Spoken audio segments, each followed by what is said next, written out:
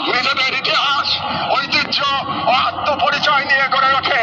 কারণ কারণ রাষ্ট্র কেবল সীমানা নয়, রাষ্ট্র এক আমানত।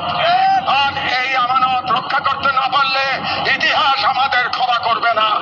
আমাদের সর্বশেষ দাবিগুলো নিজেদের প্রতি, যা মূলত একটি অঙ্গীকার দাবা। যেহেতু আমরা বিশ্বাস করি আল-কুদস কেবল একটি শহর নয়, এটি ইমানের অংশ, এবং আমরা জানি বাইতুল মুকাদ্দাসের মুক্তি অন্য কারো হাতে নয়, আমাদেরই কোনো প্রজন্মের হাতে তা লেখা হবে। এবং আমরা বুঝি জাহানবাদের প্রতিষ্ঠা মূলত আমাদের নিজেদের আত্মবিস্মৃতির ফল। এবং আজ যদি আমরা প্রস্তুত না হই, তাহলে আল্লাহ না করুন কাল আমাদের সন্তানেরা হয়তো এমন এক বাংলাদেশ পাবে যেখানে হিন্দুত্ববাদ ও জাহানবাদ একত্রে নতুন গাজা তৈরি করবে।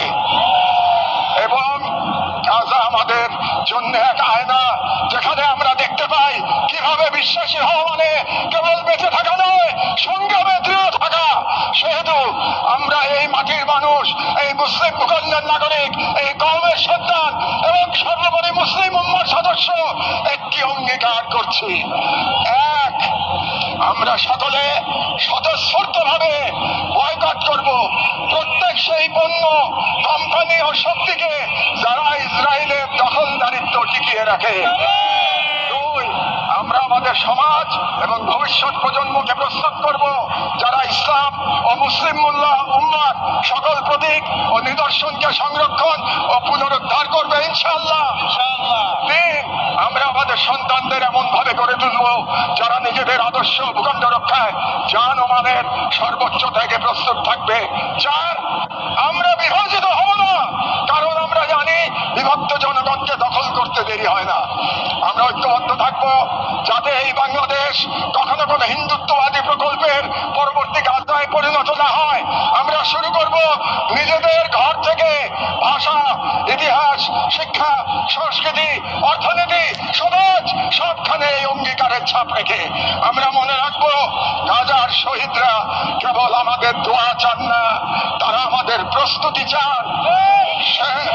শেষ কথা, শান্তি বর্ষিত হোক গাজার সম্মানিত অধিবাসীদের উপর, তাদের উপর যারা নজিরবিহীন সবর করেছেন, যারা অবিচল ইমানের পথ প্রমাণ দিয়েছেন, যারা ধ্বংসস্তূপের মাঝেও প্রতিরোধের আগুন জ্বেলেছেন, বিশ্বের নীরবতা উদাসীনতার যন্ত্রণা হাসি মুখে বুকের মাঝে ধারণ করেছেন।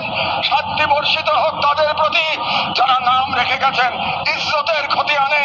শান্তি বর্ষিত হোক হিন্দ রাজব, রিম এবং ফাদি আবু সালেহ সহ সকল শহীদদের উপর যাদের রক্ত দ্বারা গাজার পবিত্র ভূমি আরো পবিত্র হয়েছে, যাদের চোখে ছিল প্রতিরোধের অগ্নিশিখা। শান্তি বর্ষিত হোক বাইতুল মুকাদ্দাসের গর্বিত অধিবাসীদের উপর যাদের হৃদয়ে এখনো ধ্বনিত হয় আল-কুদস লানা, আল-কুদস আমাদের। গাজার জনগণকে অভিনন্দন। আপনারা ইমান, সবর আর কুরবানির মহাকাব্য রচনা করেছেন, দুনিয়াকে দেখেছেন ইমান আর তাওয়াক্কুলের শক্তি। আমরা বাংলাদেশের মানুষ শাহজালাল আর শরীয়তুল্লাহর ভূমি থেকে দাঁড়িয়ে আপনাদের সালাম জানাই, আপনাদের শহীদদের প্রতি ভালোবাসা ও শুভেচ্ছা জানাই। আর আমাদের কণ্ঠে উচ্চারিত হয় এই দোয়া, হে আল্লাহ, গাজার এই সাহসী জনপদকে তুমি সেই পাথর বানিয়ে দাও যার উপর গিয়ে ভেঙে পড়বে চাইনিজদের সব ষড়যন্ত্র। বাংলাদেশের সর্বস্তরের জনগণের পক্ষে প্যালেস্টাইন সলিডারিটি মুভমেন্ট বাংলাদেশ